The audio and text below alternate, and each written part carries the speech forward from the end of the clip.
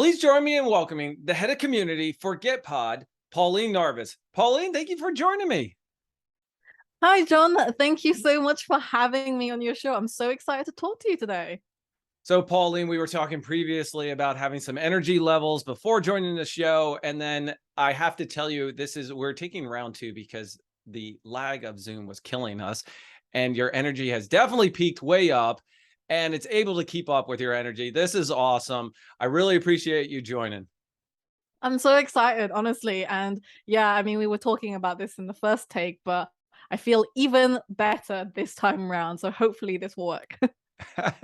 If it doesn't, we'll take 3, 4, whatever. We will do as many takes as it does to get this right. Today, we're talking about the head of the community.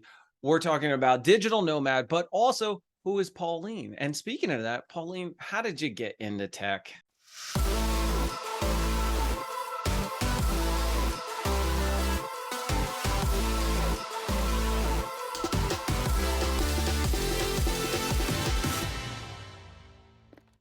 I absolutely love this question, and I feel like I can go through several different key stories with you, but I'll try and keep it concise. So I got into tech. Like my earliest memory of even just a bit of interest in tech was actually when I was 8 years old, and my dad let me on the family computer that was connected to the internet, and I ended up playing a game there actually. And it was like an online game where you would move around and you do different quests and things. And that actually this is a different side note, but it actually is the reason I really liked playing games, and I was a competitive gamer at one point. But that's a different story. Oh, we're getting to the competitor gamer part. Don't you worry. We got that as a whole topic in That is a itself. whole topic. Yeah, definitely. But yeah, I really like playing this game. And then as I played it some more, I was like, wow, there's like things I would love to add to this game, but there just isn't a opportunity to, and I don't know how to even make a game. Where do I even start? Because the game was like hosted online, I was like, oh, the first step is to like build one of these things, which was a website. And so I went down this rabbit hole of trying to understand and learn how to build a website. And at the time, we didn't have any of this fancy like React and Next.js and all of these JavaScript frameworks to just build a simple website. It was genuinely just HTML, CSS, and a bit of JavaScript. And so I taught myself how to do that with trial and error. And I eventually ended up building my first website, and it sort of became like an addiction that I really enjoyed rebuilding my website again and again with different layouts and seeing where the different components and where I could style them and what would make sense. And at the time as well, because I had all of these layout ideas for my websites, I would have like I ended up having at one point like several websites that were specific to a certain topic.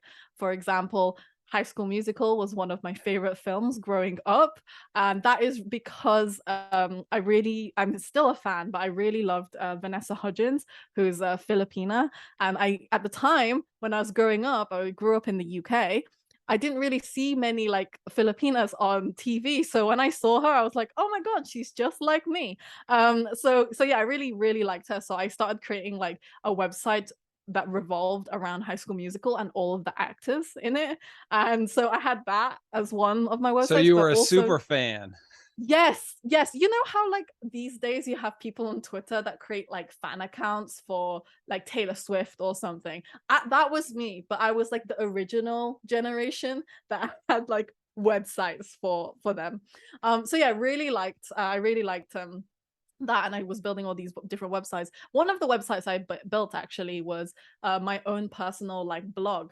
And at the time, like years ago, blogging is completely different to what blogging is now. I actually refer to the blogging I did as like the OG blogging, which was honestly, it was honestly just like online journaling. And back then people were just writing their journal entries online, and that's what I did. And because I was so young, I would just write stupid like blog posts that were like, oh, today I did this, and I don't know, hugged a tree today or something like that. It was just really silly with no actual value, but it was actually something I'm really proud of doing early on, because then years later I continued the blogging habit, and obviously my content has like sort of like grown with me. And if you go on my blog now, pauline.com, which is spelled PAWLEAN.com, I've written for a couple of years now, just like experiences that I've been that I've gone through. And it actually takes you all the way from my journey at university, my first year at university, all the way until I graduate, all the way into my first tech job, all the way into my second tech job, and then my third one that I'm in now. So it's like a really good snapshot of like my life and the key events. But yeah, so that's how I started getting into tech to begin with. Like I was building all these different websites. And then when I got to school, when I was picking my subjects, I studied for, like they call it in the UK, GCSEs. And for GCSEs, I picked computing as one of my subjects, which is now like computer science, or it's not IT. So IT was very different to computing. Computing was more like programming. And I built like a Visual Studio like recipe. I It was did like a those same recipe software. things. Yeah, That yeah, is well, definitely something that's totally different from before, like now and versus yes, before. I actually did Visual Studio and I built a program, we did all the back end, and now it's yes. like IT, it's like, yeah, you don't have to do that stuff. Yeah, exactly. Yeah. But I remember using this software. I don't even remember what it was called. I guess it was just It was Visual V Studio. Basic. Yep. Yeah. VBasic. Yes, that's Yep. it. Oh my god, flashback. I have the UI in my head right now. But How weird, so old, and I guess 2D the UI was. It was, yes. you look at it now and you're like, oh my God, I can't believe we actually use that stuff. Yeah. But I was really proud of my project that I built on there. I built like a recipe app, and it was like it had all of my favorite recipes, and you can add your own as from a chef's point of view, but you can also have a point of view as a customer, so you can see the menu. I don't know. I just was really proud of it. I was I like, oh built a my god, I built casino this. wheel. Like a randomized casino wheel for graphics. Mine was just a recipe app thing. But but yeah, I really liked that. And I did that in my course. But unfortunately, when I was in the next stage of my like education, it was A levels, and as part of that, you could only pick 3 subjects. And at the time when I was in computing, I was actually heavily discouraged by my classmates, who kept telling me that you're not supposed to be here. They used to make like jokes saying like you're supposed to be in textiles. And I don't know if textiles is the same thing over there in America, but it's like Oh fashion, yeah. like sewing and stuff. Did you smack that person? I mean, No, no, I didn't. I wasn't as confident. I was quite like insecure back then. So I just sort of was oh, like, I was like, okay, I'm not supposed to be here, but I did really well in that class. Clearly, like I built a really good project, and then I also like did the exams. Like it was really fun. I really liked computer things. yeah. But then yeah. So by the time I got to A levels, I actually dropped anything to do with tech, and I went down the route of like biology, chemistry, and sociology, which I don't regret, because those 3 subjects were really great. And biology and chemistry specifically helped me get into university, where I then studied biomedical sciences. But on the side, I kept up my interest towards tech and towards like building websites. So I continued building websites. I continued blogging like online, just by myself, and it was fun. It was really fun.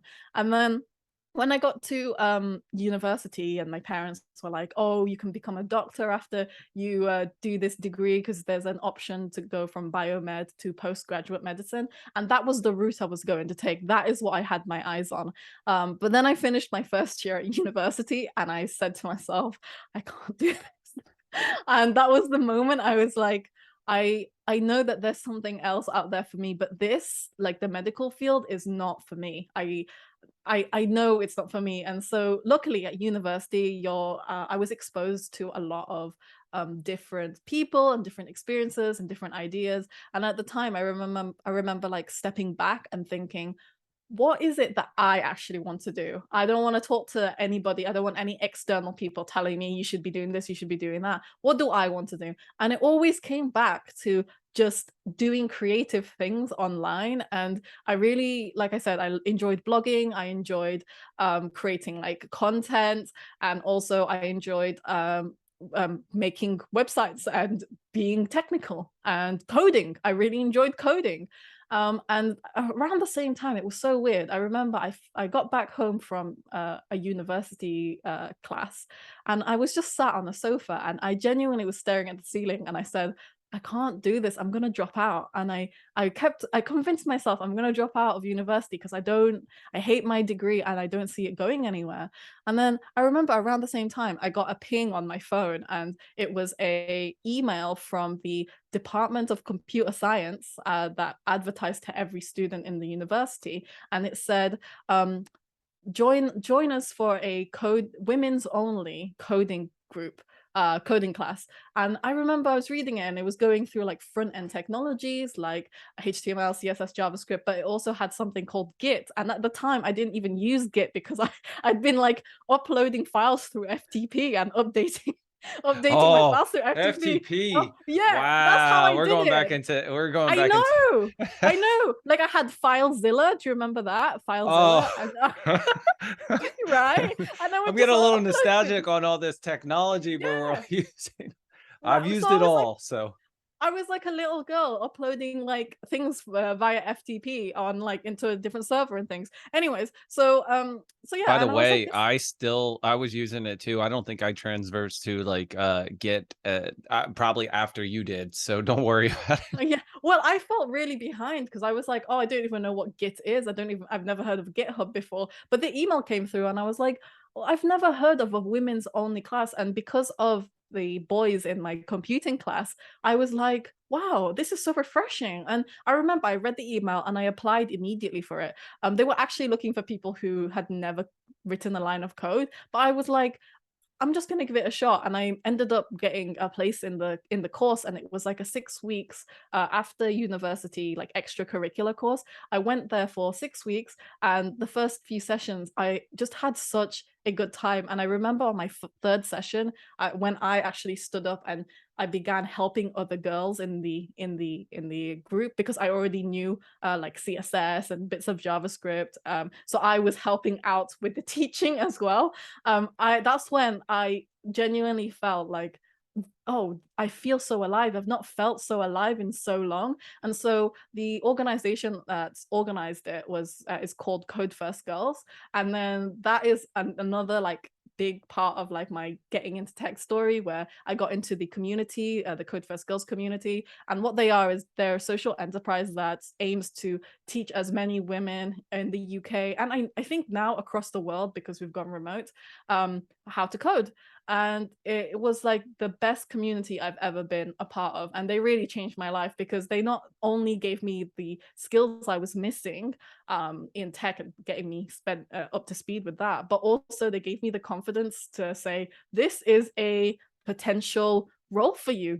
You've got space here. If you want to if you want to take this seriously and get into tech and be a coder, you can do it. And so the next 4 years of my time at university, I didn't drop out. Instead, I continued my degree. But alongside that, I became an instructor. I was an assistant instructor as part of the course, completely voluntary.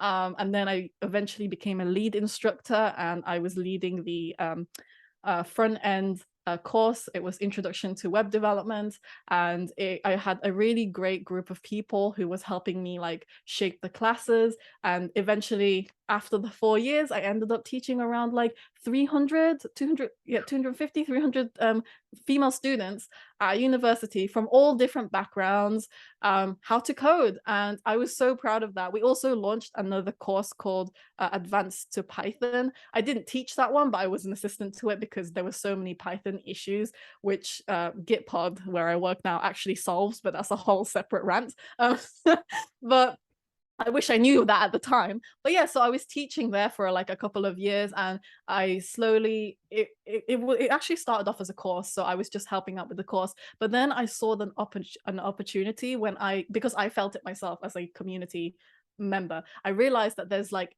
this could be a bigger thing. And so in the small town I live in Sheffield, I ended up like going around the university with like leaflets I made, like advertising it to people, being like, you can learn how to code, but also you can find a group of people who are like really ambitious and want to get into tech. And it became a community. And there's like one significant event I remember.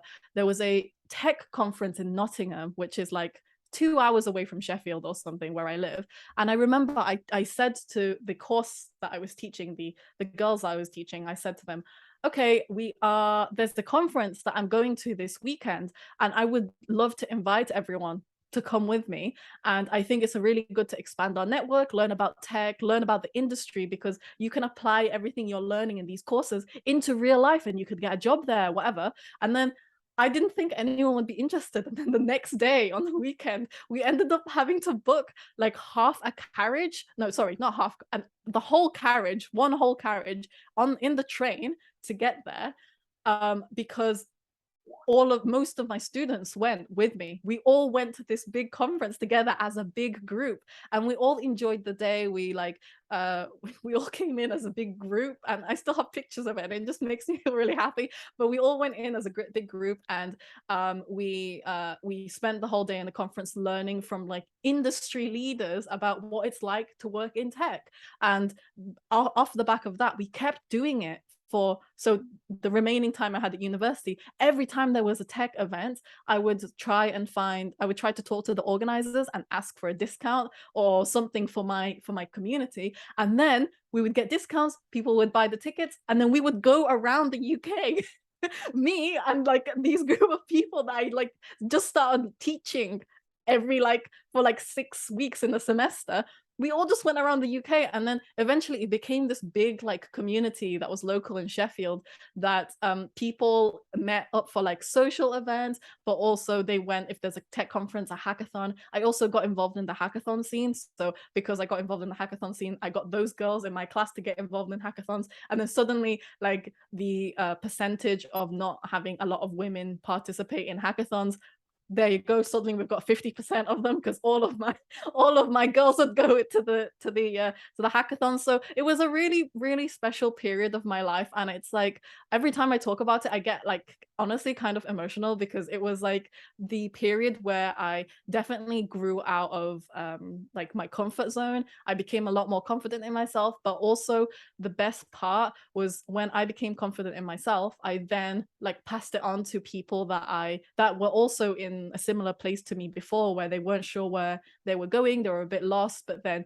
they found tech, and then tech kind of was an option for them suddenly. And another one of my big achievements as part of that community. Wait, can I jump in there? Can I? Yeah, I absolutely, have, absolutely. Oh my God, I have a. I'm so sorry, I've just been talking. I didn't want to interrupt you at all. I mean, this is so inspiring. First of all, a couple of quick things. I have noticed a trend. A lot of my guests come from like a biomedical or science engineer like degree and background into tech.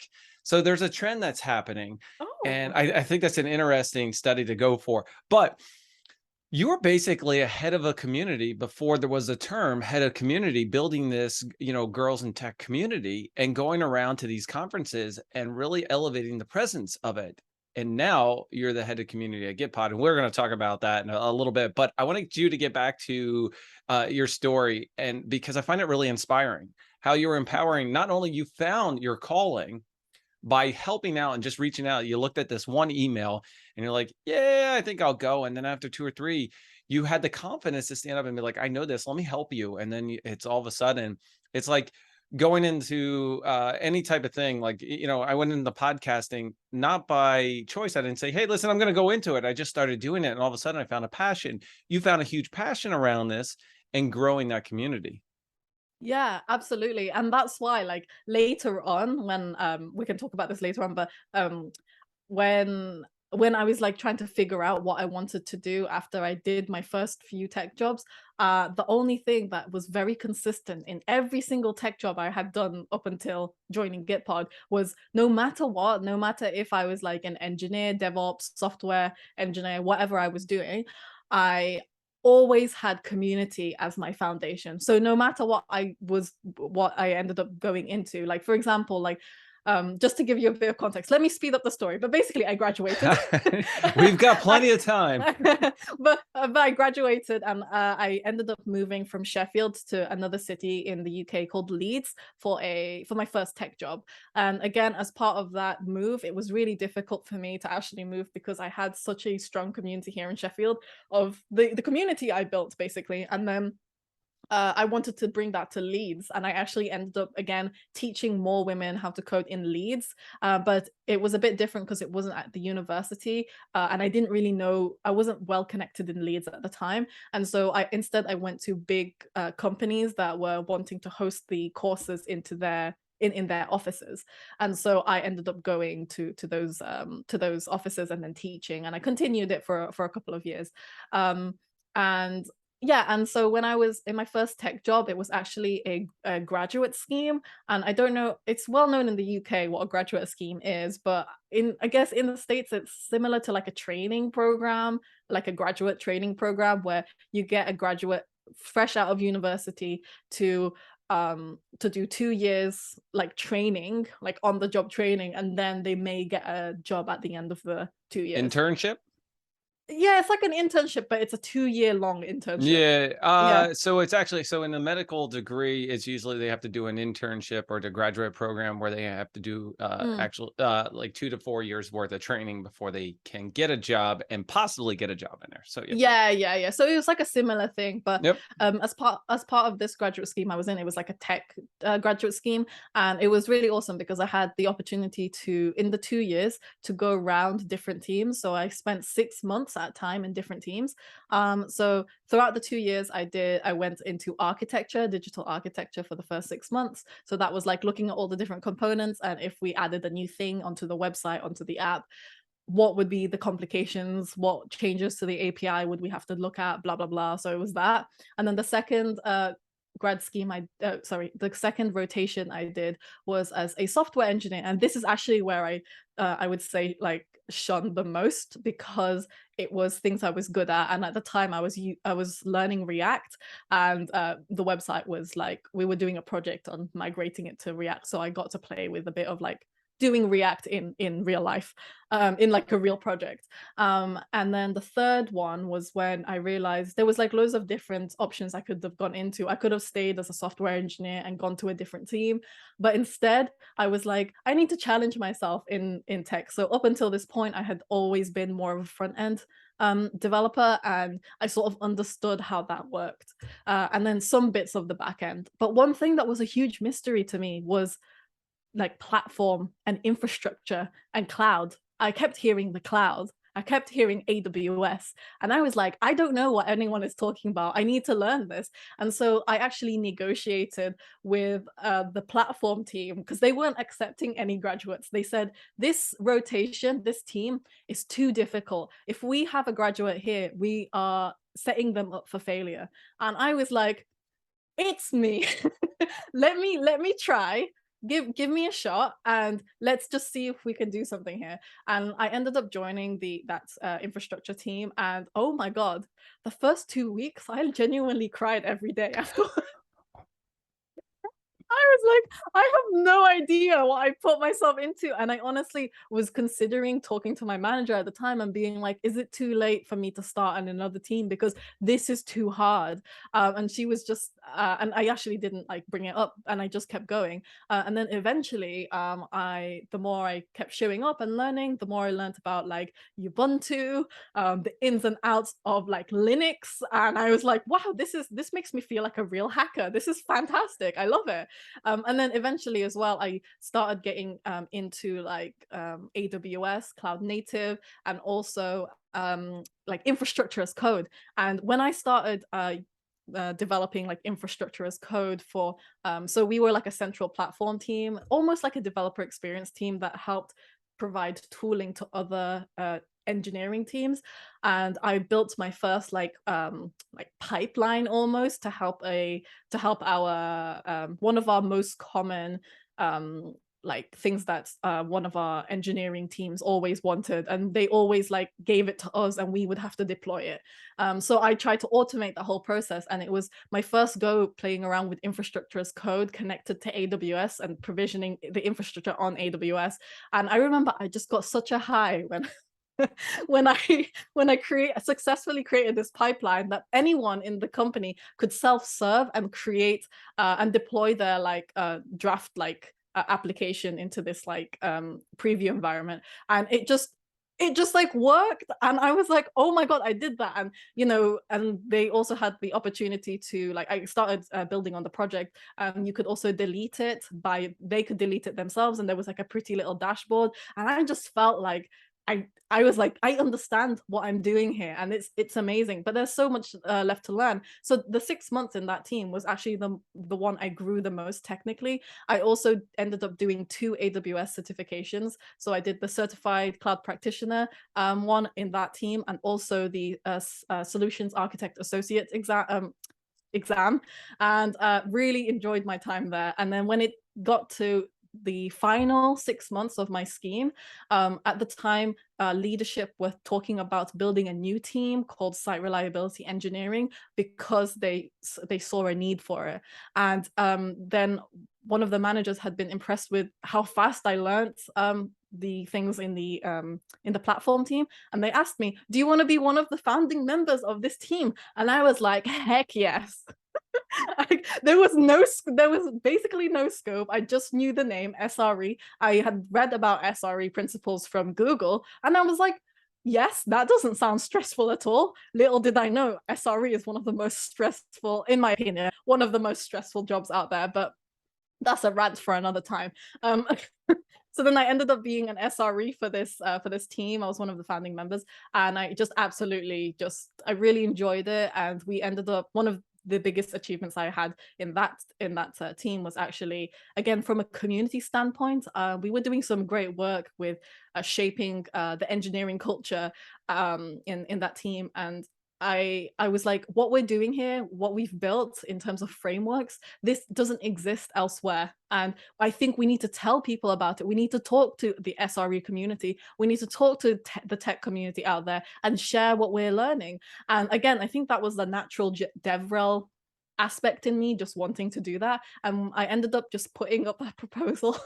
I asked my team, I was like, can I do this? And they were like, okay, sure. But they weren't really thinking too much about it. But I ended up putting a proposal for SRE Con 20 in 2020, and we got accepted. And it was like the first worldwide conference that I spoke at, but it was still remote, so because of COVID. But still, it was like such a big achievement. And like, it's on YouTube, and it's still a really awesome talk, and I'm very proud of like getting the team up there to talk about what we'd achieved. But yeah, it's also that sort of like goes back to what I was saying earlier, that in every single rotation that I've had, in every single job that I've had, like there was always a part of me that was like, how can we share this with the community? How can other people benefit from it? How can we like create something, pave the way forward, and help other people get in with us so that we can continue moving forward together? And that was like a common thing that really kept coming up and up and up. And so after I finished the graduate scheme, I got offered a job in the SRE team. They wanted to keep me, like, to continue their efforts. And I stayed there for a bit, but then I was also looking for a new challenge. It was like, end of 2020, it was 2021. And I was like, I sort of want something different. And then I ended up joining a different company, but this time as a DevOps engineer. And as a DevOps engineer in that team, it was very much like what I did in the old platform team, where I was like in a developer experience space, where I was building tooling for other development teams. Really enjoyed my time there, but there was a moment where I remember I was like working on a ticket, and I was like, I love doing this. This is fun, but there's more to me, and there's more to what I want from my career than moving a ticket on a Jira board from left to right. And it's like, What do you mean? You don't wake up and go, yep, that's really good, I feel accomplished today? No. Yeah.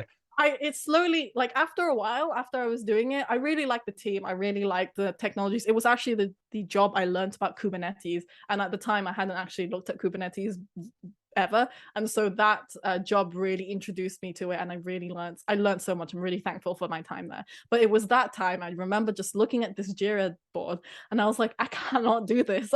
There's something else for me out here. And then it sort of again takes me back all the way full circle to Code First Girls. I continued Code First Girls activities. I eventually became as in addition to an instructor, I became one of their ambassadors. And then also whenever there was an opportunity that they needed someone to talk about the impact of the community, I would be like, yep, that's me. If you can talk to me, and I will tell you the story and how much they changed my life.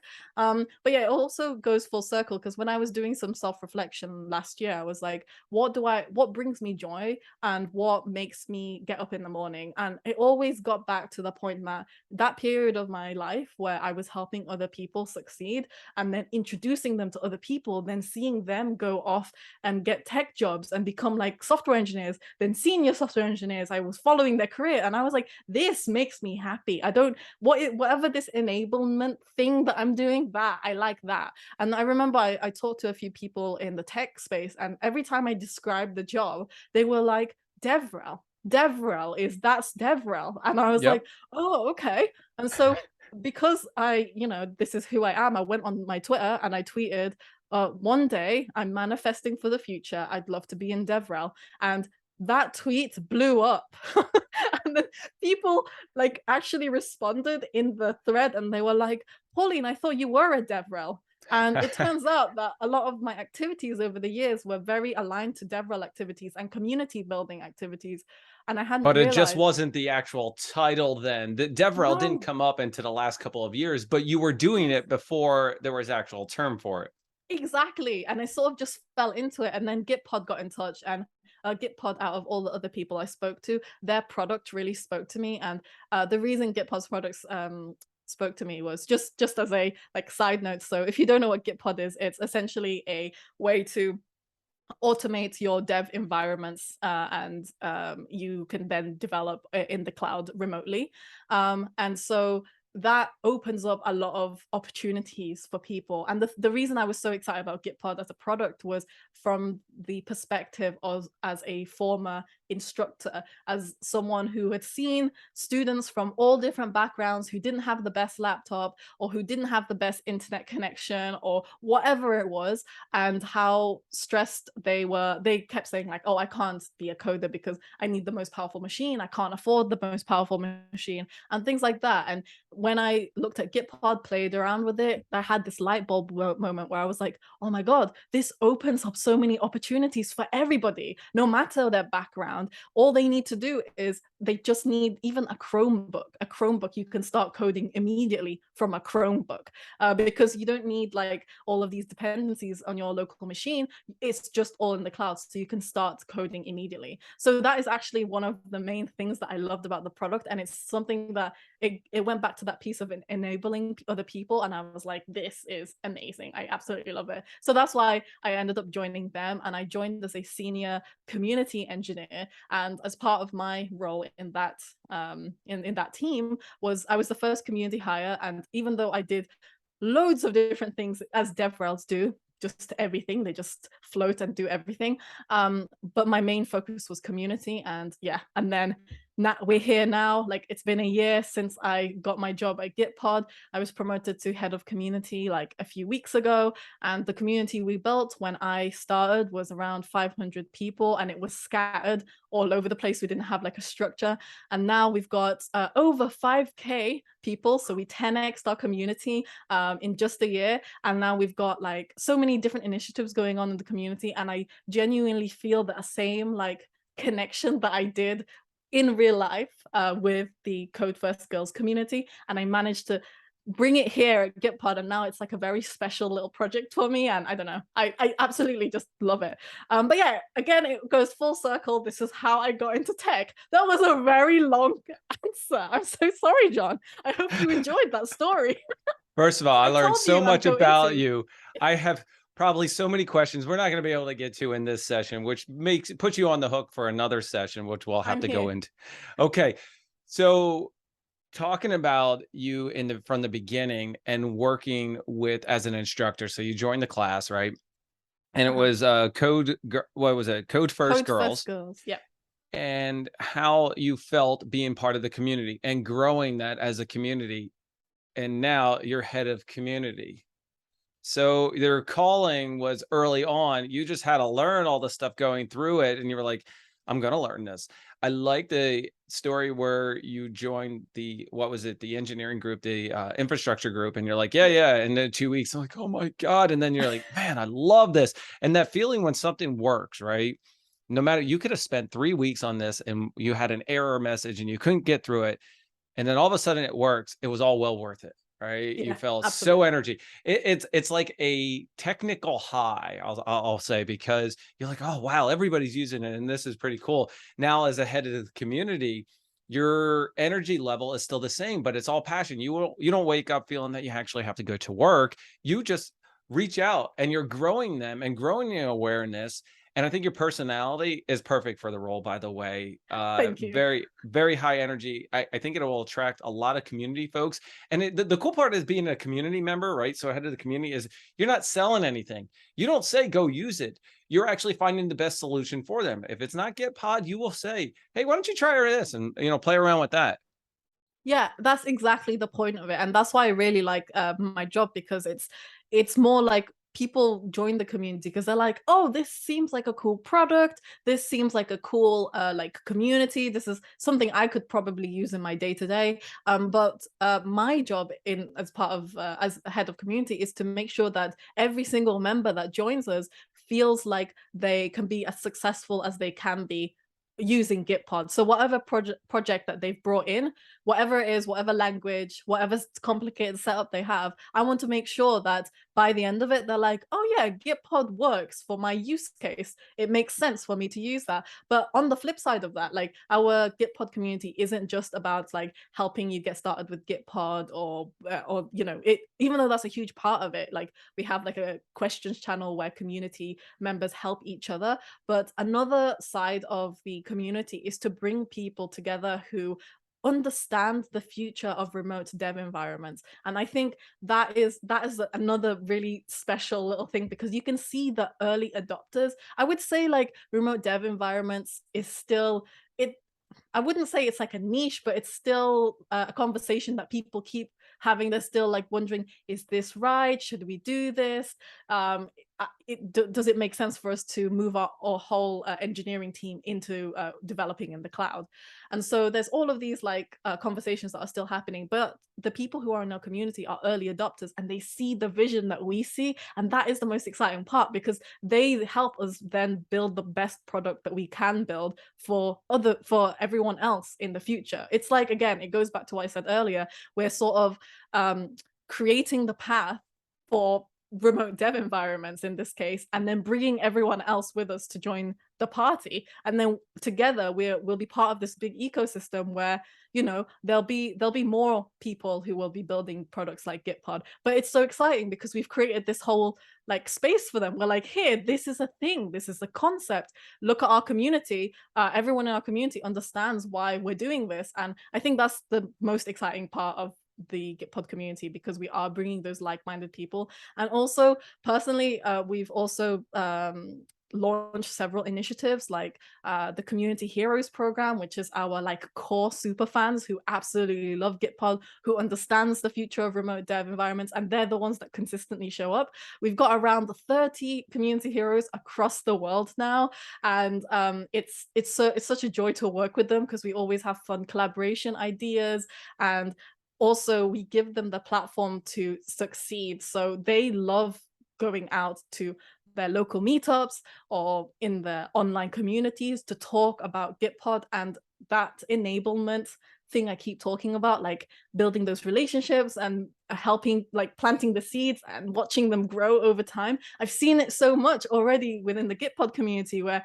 there'd be someone I invited to the Heroes program. They really love Gitpod. They, they have so many ideas, but then because they became a hero, they became a bit more confident to like talk about it more openly. We give them the resources, we give them swag and all of these like things to like a platform for them to grow And I think it's just so fantastic because it's a similar thing that I did at Code First Girls, but I see it here in this context, and it's so magical because it's almost like a formula, but it's not. Like, I don't think that you can just follow all these steps and you'll be successful. I just think it's the right like human connection that you have with people. Does that make sense? Oh, I haven't really thought 100%. that through, but yeah. No, it makes 100% sense, because here's how I look at it. And I equate it to not only a developer advocate role of building community, is the community is following the person, not the product, right? They like the product, but they like the person who is presenting it. And that's where the connection, that human connection. Pauline, I know I know we're going to be running out of time shortly. I have two more things. One, we didn't even get the digital nomad. I got to jump Oh over my to that gosh. because I have a bunch of questions as a content creator. And what the heck does digital nomad mean? Don't worry, folks. We're going to get back to her as the head of community for GitPod. I think Pauline and I have signed up for at least a monthly podcast. We might have to do a live stream together. Yes, We'll have to. Yes, you've asked for it. You might have regretted it, but you're going to get it. All right.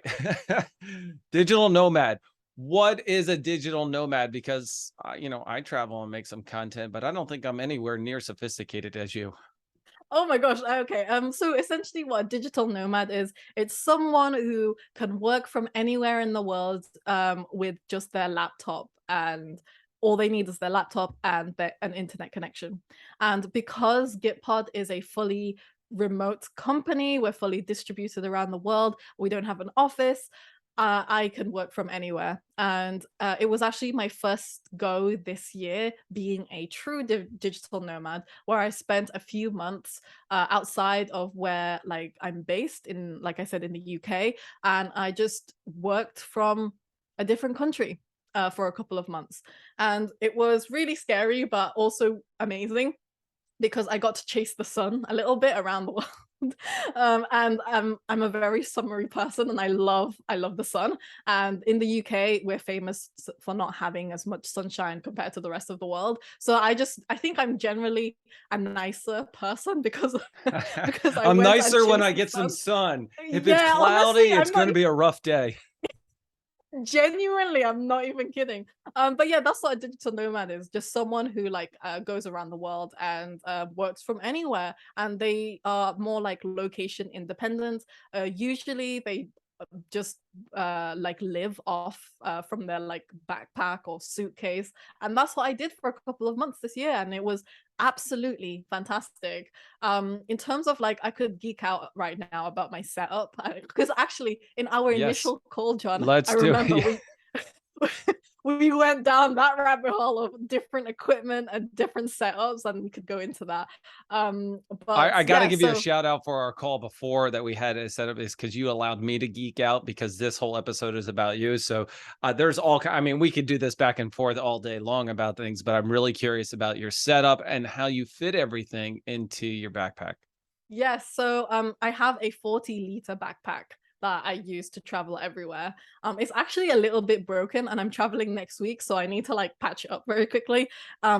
And yeah, so in terms of like everything I need, everything I need is in that 40-liter backpack, including all my equipment. And as you can see, if you're watching this on YouTube, I've got like a 4K camera, I've got like lighting, I've got my microphone, I've got a standing desk, I've pretty much got the Wait whole a second. thing. Do you As pack you your standing desk into this No. backpack? No, I'm just kidding.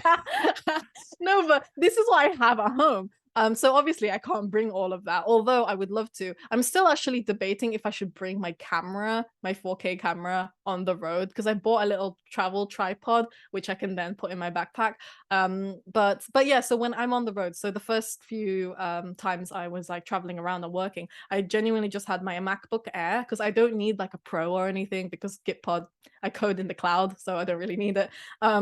And so I have my MacBook, and then I have a roost stand, so one of the stands to keep my laptop like eye level when I'm working. I have an external keyboard, a trackpad, and this microphone that you see here, I actually pack this as well, but I can't bring the arm, obviously. I just have the little tripod that comes with it.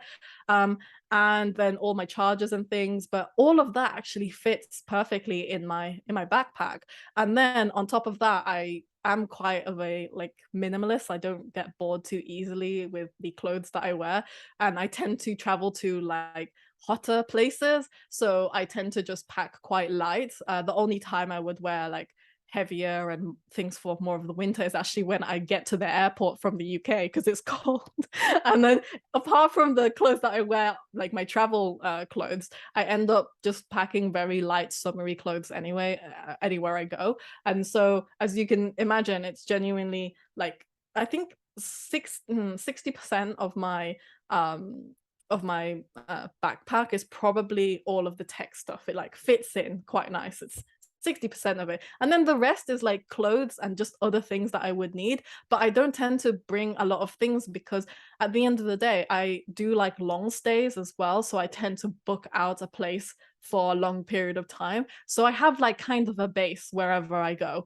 And so I can always shop for new things. Like if I desperately need something, then I could always go to the shop and buy something. But it all works. It all works out. And 40 liters is all you need. And it's actually quite liberating because I don't have to like check in my bag or anything. I use it as a carry-on on most flights. And it's fine. And also I can just walk around with all of my stuff and everything I ever need. And I don't know, it's like a sense of freedom I've never really had before. And it's fantastic. I highly recommend it. It's actually weird because when I got back from my recent trip, I got back here at home and I was like, oh my God, I have so much stuff. I hate it here, but at the same time, it's been nice to be comfortable with all of the things. But yeah, it all fits and it's possible. It's possible. I have had to get better at learning how to pack well because it becomes like a game, like a little puzzle. It's like you're It's like laying everything Tetris in out. your backpack. Tetris. Yes, it gets a bit frustrating because you really need to be intentional. You can't just throw things in. You have to be like, okay, this fits here and this fits here. This will protect my laptop a little bit more. So yeah. I think we need a recording to do an episode on you packing this and to see how Oh it's my gonna be God, I like. should do this. I should make a TikTok.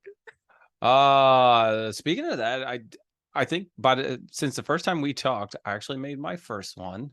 I remember you So say. Yes, I need to yes. watch it. I'll put it in John Myer podcast. You can go and search it. I actually did it of my studio and set up it. But anyway, this is not about me. This is about you. We talked about digital nomad. I know we only talked a little bit about it, but my last thing that I want to touch on is I heard you're a competitive gamer. And this is going to open up a topic. I know. I know this will be another half an hour, John. Are you sure? Well, Yeah. we've got some time. Okay. So yeah, what do you want to know? What specific? Okay. I want to know, one, how did you get into gaming? Well, obviously, when you opened this up, you talked about doing the gaming, but what type of gamer were you and why are you so competitive at it? I think, okay, firstly, I'll start with the latter question. And the reason I am so competitive is because it's in my nature to be competitive. I was born competitive. I don't know As why. most folks could tell from this conversation, yes. I'm a very competitive person. And I don't know, sometimes that's a good thing, but sometimes it's also a bad thing. I actually have learned over the years to balance it a little bit because I have been a bit too competitive and it's actually had negative side effects. So I'm trying to be a little bit better with that. Wait, are you So yeah, telling me that you would throw equipment? No, I'm just kidding. You don't have to disclose that on this. That's a whole thing. Yeah. No, and then the other thing was, what was your other question? Sorry, like Actually, I want to ask you, what was the game? I mean, is it multiple games, every games, or is there a specific game? okay, so oh my gosh, I can't believe I'm about to say this. So Yes. it's actually multiple games. One of the games, I forgot what. It was like an MMO, and it was actually a mobile MMO, and I really enjoyed it because it had just launched by a company called, the game company was Spacetime Studios. I can't believe I still remember that. So the game developer Spacetime Studios had just launched a mobile game that was multi what was it, MMO, no, multi online, what's the MMO MMO. Say that 3 times fast. Yeah, I know. I was losing it then. No, so it was like an online game on your mobile, and it was like one of the first to be ever done. And I think I downloaded it and just absolutely just I loved it. And as one of the first users of that platform, the game that I was playing, I quickly found that the more I used it, the more my name would show up on leaderboards. And I think that is actually where the competitiveness came from. That's where it hit, where I was like, oh my God, I am across the world, I am number 5 across the world, and I became super competitive to try and maintain the 5th spot globally for like, I don't know, like PvE kills or something like that. So yeah, and then there was also and then not just maintaining but going up the leaderboard, and I think I still have screenshots of this game where I'm like, I get to like number 3 and Competitive much? yeah, I would get to number 3 and I'd be like, oh my God, they're like, I'm catching up. But that was just one game. But then I took that same attitude elsewhere, and I ended up playing like so people know the company Bungie, and they make like games like Halo, Destiny, and things like that. And I got very competitive on Destiny. So the first ever Destiny game that launched, I remember I actually queued up for it at midnight at my local game store because I was so excited that it was releasing, and it was very similar to Halo, and I had been a big fan of Halo over the years.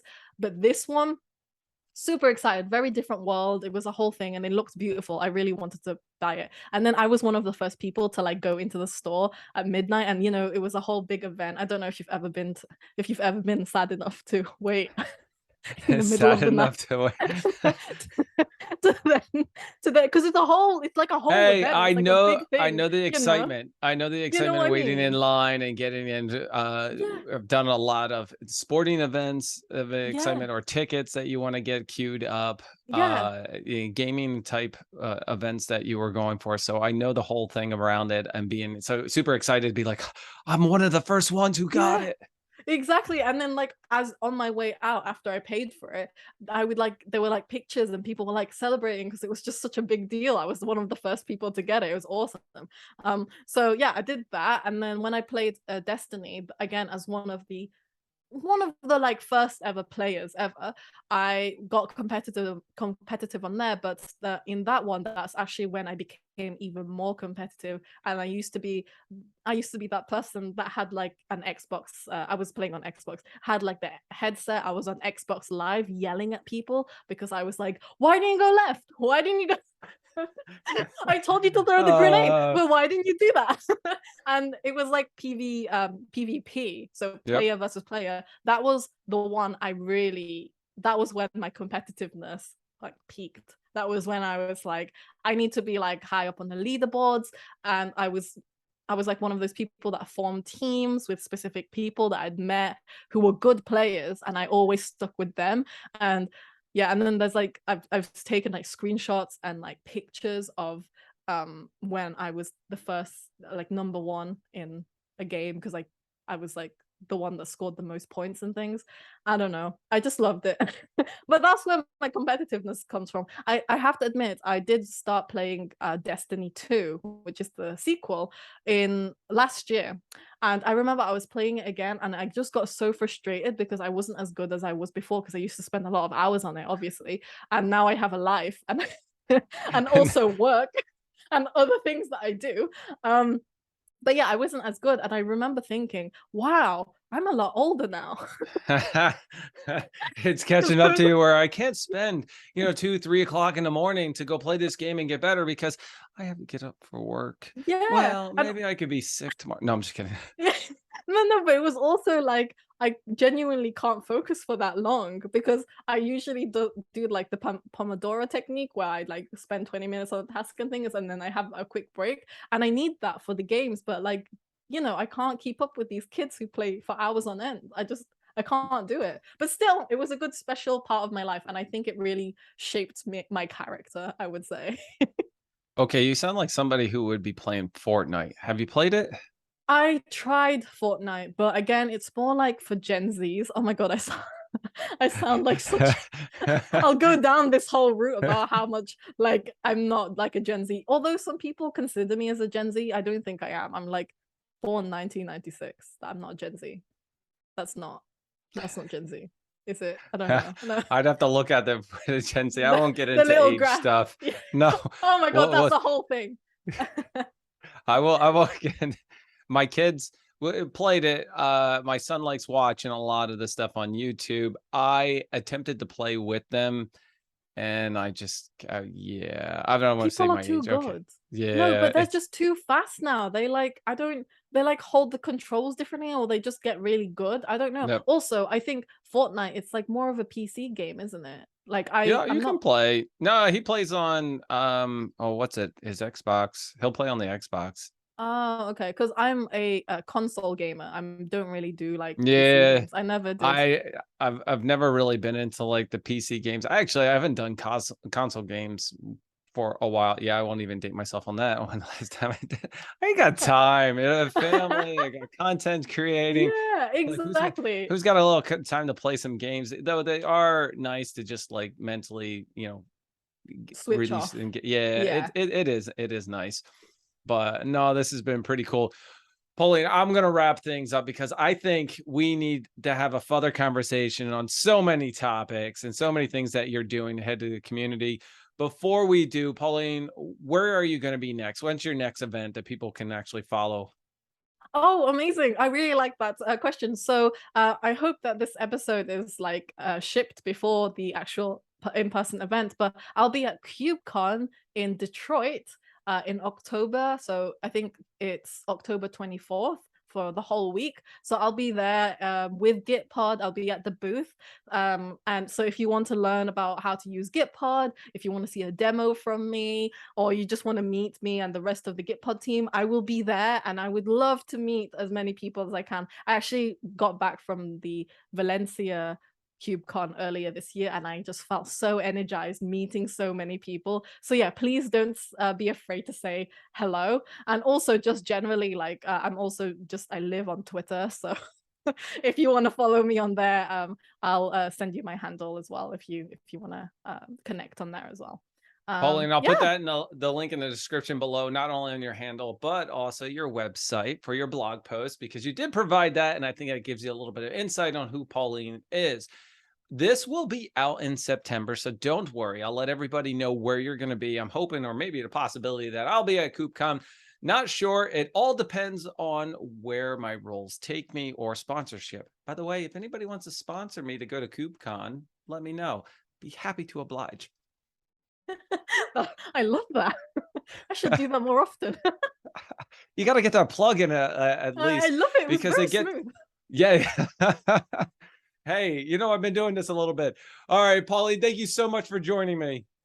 Thank you so much, John. It's been an absolute pleasure. Everybody, Pauline Narvas, head of community at Gitpod. I'm your host, John Myer. Don't forget to hit that like, subscribe, and notify, because guess what, folks? As always, we're out of here.